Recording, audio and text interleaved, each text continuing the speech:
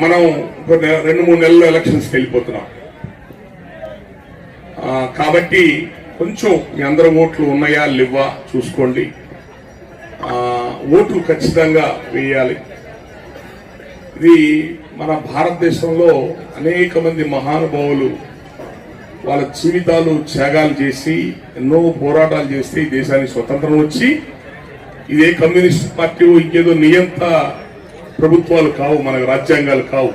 ప్రజాస్వామ్యం, డెమోక్రసీ అంటే ప్రజలే ప్రభువులు, ప్రజలే ఎన్నుకోవచ్చు. ఎవరు ప్రభువులు ఉండాలో ప్రజలే ఎన్నుకోవచ్చు. ఆ డెమోక్రసీని తెచ్చిపెట్టారు చదువురాని ఏ విధంగా తెలివితేటలు లేని ఈ జనానికి. అప్పటి నుంచి రాజకీయ నాయకులు పీక్కు తింటున్నారు ఈ దేశాన్ని సర్వనాశనం చేసి. 70 ఏళ్ల స్వతంత్రంలో ఇంకా మనం జాగ్రత్తగా కళ్ళు తెరిచి మన ఓటుతోనే మనం నాయకుడు ఎన్నుకుంటున్నారా బాబు, ఈ ఓటు చాలా జాగ్రత్తగా వెయ్యాలా అనే ఆలోచన ఈ రోజు కూడా జనానికి లేదు. ఉన్న కొద్ది గొప్ప ఉంటే మా కులం, మా మతం, మా ప్రాంతం, వాడు చెడ్డోడైన మావోడు. మా ప్రభాకర్ గారు మర్చిపోయాను, వారు మా గుంటూరు రీజన్ లో కూడా చేశారు. వారితో కూడా అనుబంధం తక్కువ. నేను ఏ రాజకీయ నాయకుల దగ్గరకు, ఇండస్ట్రీస్కు, ఐఏఎస్ ఐపీఎస్ ఎవరి దగ్గరికి పోను. ఈ కులంలో పేదోళ్ళ దగ్గరికి పోతాను, వాళ్ళ ఎవరి దగ్గరికి పోను. నాకు పని వాళ్ళతో, కాబట్టి అక్కడికే పోతుంటాను. ఒక్కసారి మా బక్రీద్ టైంలో ఆవుల్ని కాపాడమని వారిని కలిశాను, ప్రభాకర్ గారిని ఒక్కసారి కలిశాను, రిప్రజెంటేషన్ ఇచ్చాను అంతే. సార్ ఇది చేసి పెట్టండి కొంచెం అని ఆయన చేయగలిగి చేసి పెట్టారు. ఇది మన చేతికి ఇచ్చారు హక్కులు. వేల సంవత్సరాలు రాజుల పరిపాలనలో ఉన్న వ్యవస్థలు ప్రజలు బానిసల్లాగా చెప్పింది ఎంతవే.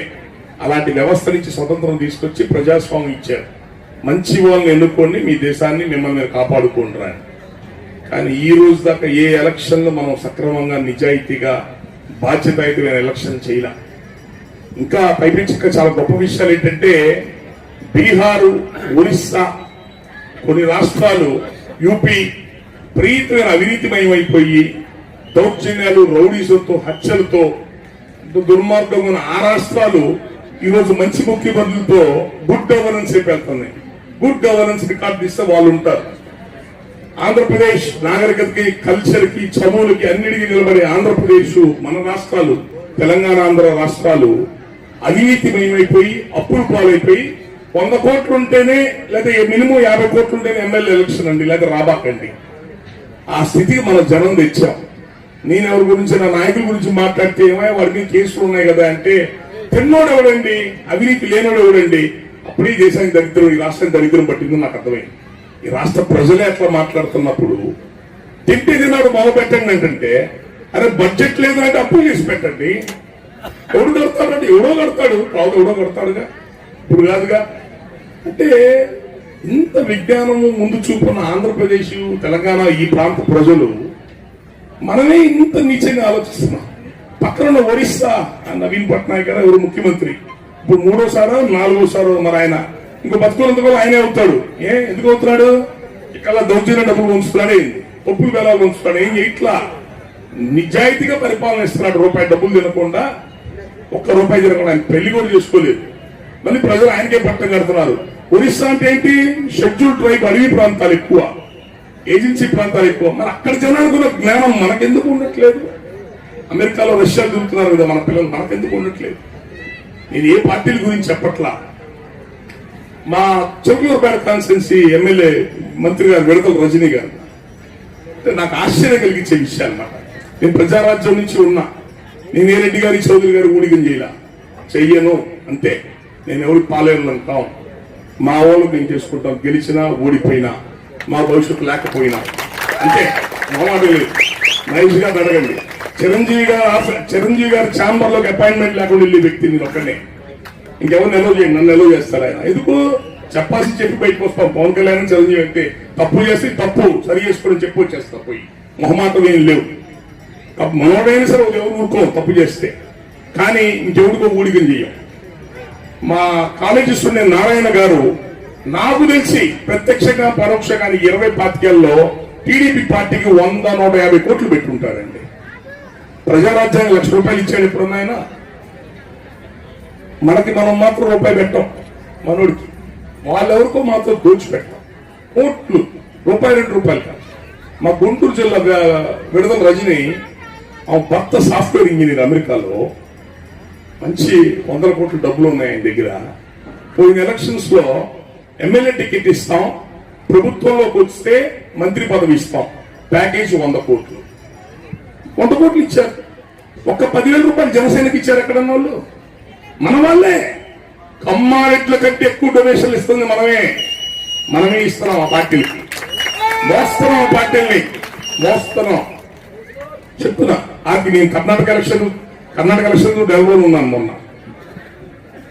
ఆదికేశ్వర నాయుడు గారు ఉన్నంతకాలం కర్ణాటక కాంగ్రెస్ లో ముఖ్యమంత్రి ఎవరో ఆదికేశ్వర నాయుడు డిసైడ్ చేసేవాడు.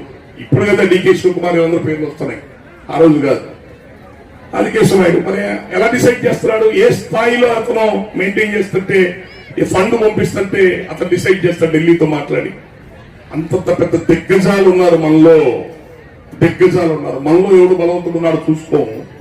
కానీ ఒక బలవంతుడిని ఎవరన్నా చూసి కనపడినప్పుడు, అయ్యా కొంచెం జనసేన పార్టీ కొంచెం సర్వీస్ ఇవ్వయా కొద్దిగా అంటే, మా రామచంద్రరావు గారికి ఎగ్జామ్షన్. ఎందుకు? రాజశేఖర రెడ్డి గారికి చదువుకున్న రోజుల్లో స్నేహితుడు. అది ఇక దాన్ని మనం ఏం అనలేము. ఎవరు? మన సాయి ప్రతాప్ గారు, X central minister Sai Pratap గారు, వీళ్ళందరూ స్నేహితులు. కేవీపీ గారు, అది వదిలేదు. ఇప్పుడు వచ్చిన వాళ్ళు ఉన్నారనుకోండి, కొంచెం బలంగా ఉన్నావు, రాజకీయాలు ఇంట్రెస్ట్ ఉంది కదా, మనోడు ఒకడు ఉన్నాడు కదా, కొంచెం ప్రజారాజ్యానికి సహకరించు, జనసేన సహకరించు, కొంచెం అంతా బాగుంటే రేపు నీకు మంచి ఆపర్చునిటీస్ ఉంటాయంటే, ఆ 20 కోట్లు 30 కోట్లు సూట్ కేసు తీసుకెళ్లి చంద్రబాబు నాయుడు దగ్గర, జగన్మోహన్ రెడ్డి దగ్గర పెడతారు తప్ప 10 రూపాయలు కూడా పవన్ కళ్యాణ్ చిరంజీవి మన వాళ్ళే ఎవరు. అది నాకు ఆశ్చర్యం వేస్తుంది. అంటే మనోడు మనకు నమ్మకం లేదా? ఎన్నాళ్ళకి 100 ఏళ్ళకైనా రాజ్యాధికారం వస్తా మనకి. ఇట్లయితే 100 ఏళ్ళకైనా సాధిస్తాం రాజ్యాధికారం. ఇందాక రాజకీయాల గురించి ఎక్కువ వద్దన్నారు, ఆయన చెప్పింది కరెక్ట్, బానే ఉంది. మరి మీరు మంగళి, కుమ్మరి, చాకలి, మిగతా క్యాస్ట్ లాగా 1% 0.5% అరవగా క్రమశిక్షణ నేర్చుకో. 0.5% 0.25% అయితే నీకు రాజకీయాలు చెప్పరు. ఎందుకు? మీ ఓట్లు ఎవరికి కావాలా? 1% ఓట్లు ఎవరికి కావాలా? మరి 22% కదా, మీ ఓట్లు డిసైడ్ చేస్తాయి కదా రాజకీయాల్ని. సర్పంచ్ గెలవాలన్నా, జెడ్పీటీసీ, ఎంపీటీసీ, ఎమ్మెల్యే, మంత్రి, ప్రభుత్వాలు ఏర్పడాలంటే మీ ఓట్లే కదా. పోయిసారి చంద్రబాబు నాయుడు అమాయకుడైంది. కాకినాడలో ఇండిపెండెన్స్ డే రోజున మీ కాపురంలో నేను గెలిచాను అన్నాడు. ఊనే అమాయకుడు. ఆ మాట చెప్పడానికి గెలిచాడు కాబట్టి చెప్పాడు ఆ మాట. ఈరోజు జగన్మోహన్ రెడ్డి గారు ఎన్ని మాటలు చెప్పినా కాపు ఓట్లే కావాలి. అందుకే మా ఇంటర్నేషనల్ క్రికెటర్ అంబటి రాయుడు గారిని ఇప్పుడు గుంటూరు ఎంపీగా వేస్తున్నారు. నంద్యాల మెడికల్ కాలేజ్ శాంతరాముడు చంద్రబాబు నాయుడు ఉంటాడు. మొన్న పిలిపించారు, బలవంతంగా వైసీపీలు తెచ్చారు, ఎంపీ టికెట్ ఇస్తామని. ఆదికేశ్వర నాయుడు కొడుకు దగ్గర పెద్దరెడ్డి ఇప్పుడు 4 సార్లు కబురు చేశాడు. మీకు రాజంపేట ఎక్కడో ఇస్తాం తీసుకోండి. అంటే వీళ్ళందరూ నా టచ్ లో ఉంటారు కాబట్టి తెలుస్తుంటాయి ఈ విషయాలు.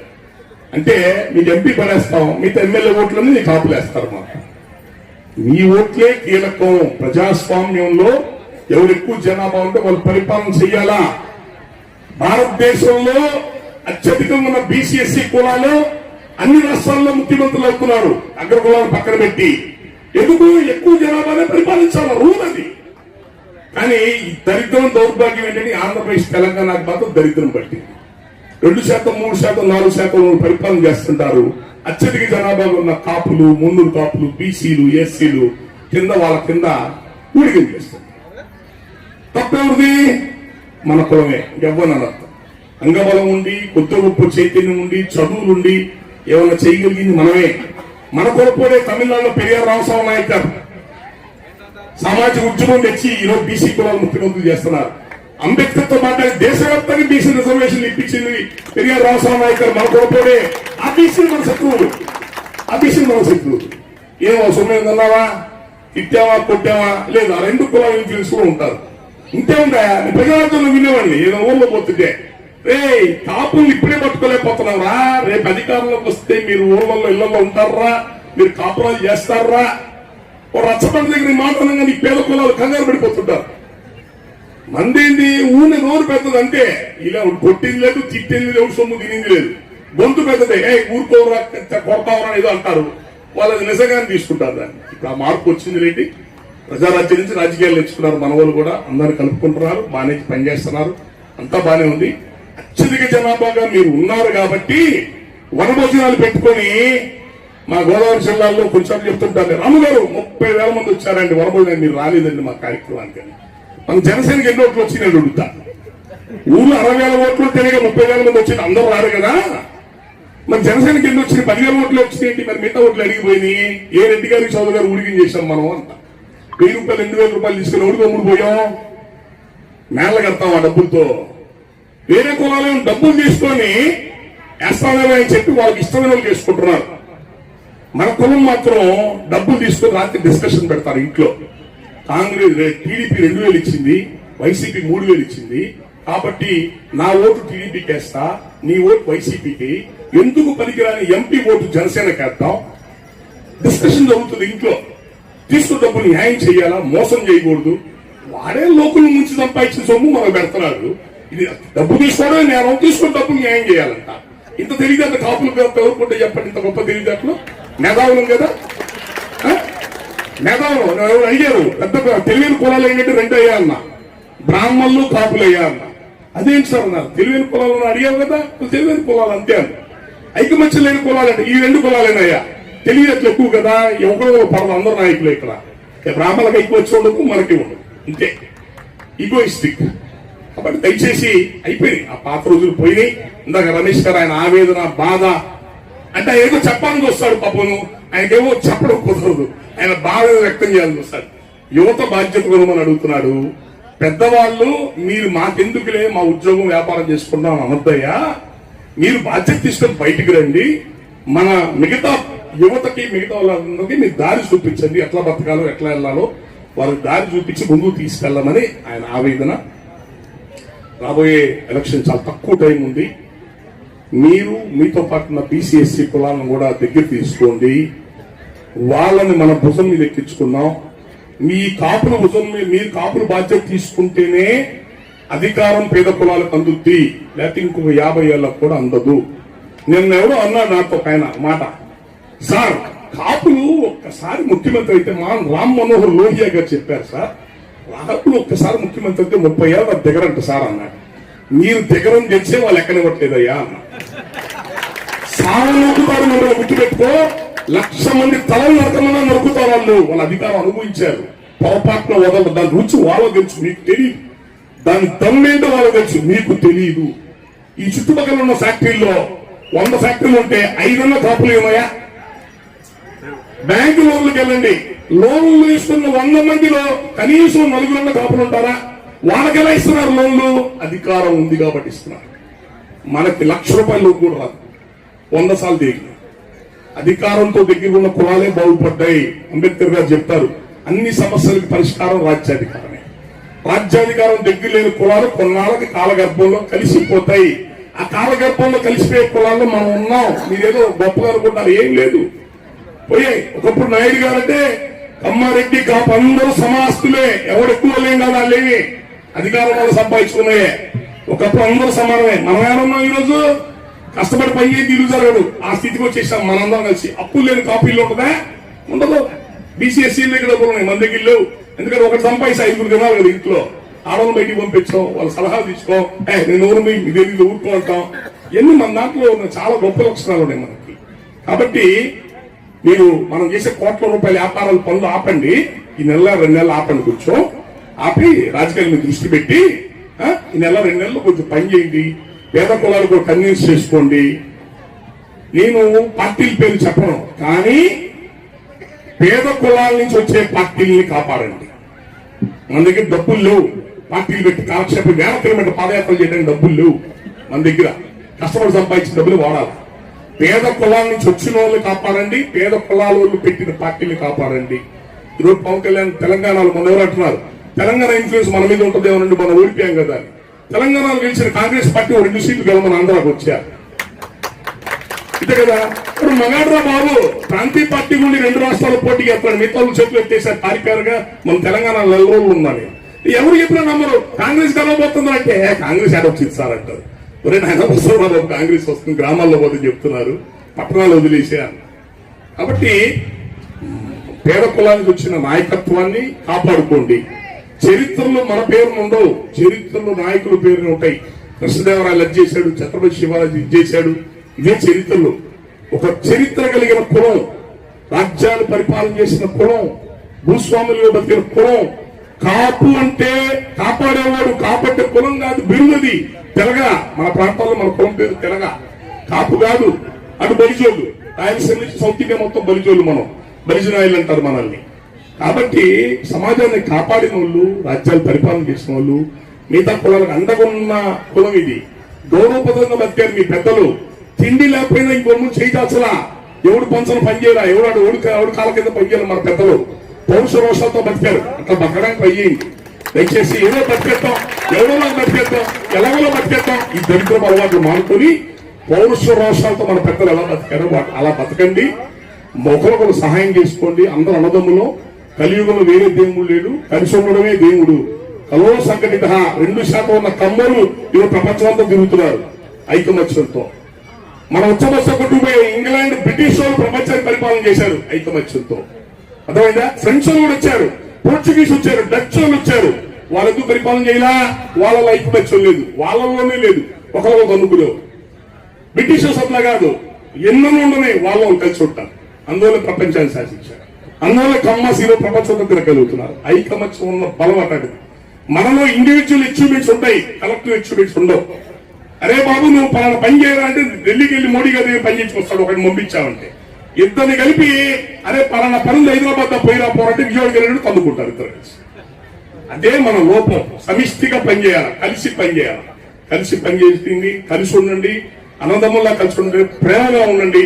ఒకళ్ళ ఇబ్బందులకు సహాయం చేసుకోండి. పిల్లల్ని బాగా చదివించండి. డబ్బు లేకపోతే సమాజంలో విలువ ఉండదు. వ్యాపారాలు జాగ్రత్త చేసుకోండి.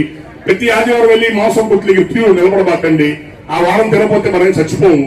ఆ డబ్బులు మిగిలితే నెలకు 2000 మిగులుతాయి. ఆ డబ్బులు దగ్గర మంచిదాన్ని వాడుకోండి. డబ్బులు పొదుపు చేసుకోండి. పిల్లల్ని వ్యాపారాల పరంగా, చదువుల పరంగా జాగ్రత్త చూసుకోండి. అన్నిటికంటే ముఖ్యం ఏంటంటే 20% పైన జనాభా ఉన్న మనం చేయాల్సింది రాజకీయం. మన చేతిలో ఆ ఓటు ఆయుధం ఉంది. మన చేతిలో 20% ఓట్లు మన కులం చేతిలో ఉన్నాయి. కాబట్టి ఈ ఆయుధంతో బాగా గుర్తుపెట్టుకోండి. నాయకుల్ని కాపాడుకొని చరిత్ర కులాలు ఎవ్వరూ బతకరు, పాడైపోతారు. రంగా గారిని కాపాడుకోవాలా, చంద్రయ్య గారి పార్టీ పెడితే ఇంటికి పంపించాం. ఇప్పుడు ఉన్నోడిని ప్రతి ఓడు అవమానించి మాట్లాడతా చూస్తూ ఊరుకుంటాం. ఇది కరెక్ట్ కాదు. నాయకుడిని కాపాడుకోలేని జాతులు ఉండవు. నాయకుడిని కాపాడుకుంటే వాడు పెద్దోడే మనల్ని కాపాడతాడు. కాబట్టి అందరూ నాయకులు అనొద్దు. నాయకుడు ఎక్కడో ఒకడే పుడతాడు. పుట్టినోడిని కాపాడుకునే ప్రయత్నం చేయండి. కలిసి ఉండండి. రేపు రాబోయే ఎలక్షన్స్ లో బాధ్యతాయుతం ఉండి మధ్యాహ్నం శుభ్రంగా నాన్ వెజ్ తిని మధ్యాహ్నం రెడీ అయి బయలుదేరదు ఎలక్షన్లకి.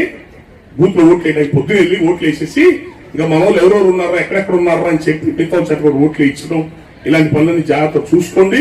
రేపు రాబోయే ఎలక్షన్స్ లో ఏ ప్రభుత్వం ఏర్పడ్డా మీ కాపుల వల్ల ఏర్పడిందనే ముద్ర వెయ్యండి. మీకు తమ్ము రోషం ఉంటే ఆ పని.